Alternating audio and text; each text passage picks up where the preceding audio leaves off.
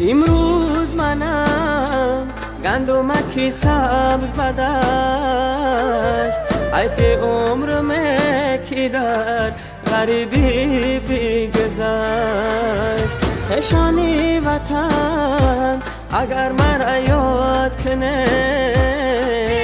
جبر و ستمی زمان از یاد گذشت خشانی وطن اگر مرا یاد کنه جبر و ستمی زمان از یاد گذشت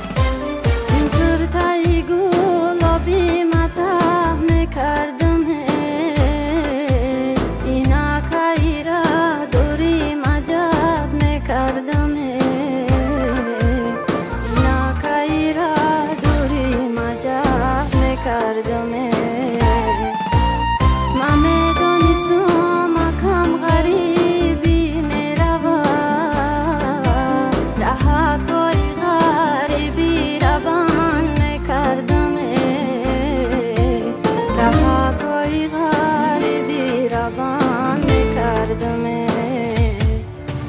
ای وای غریبی ای وای غریبی ایام جوانیم بگذشت در غریبی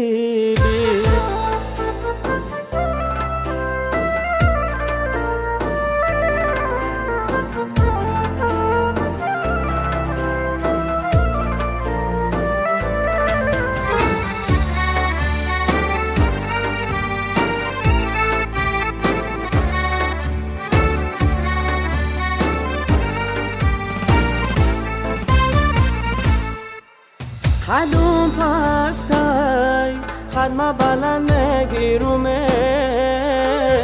ماجیر بچهیم خدمه بلند نگیرومه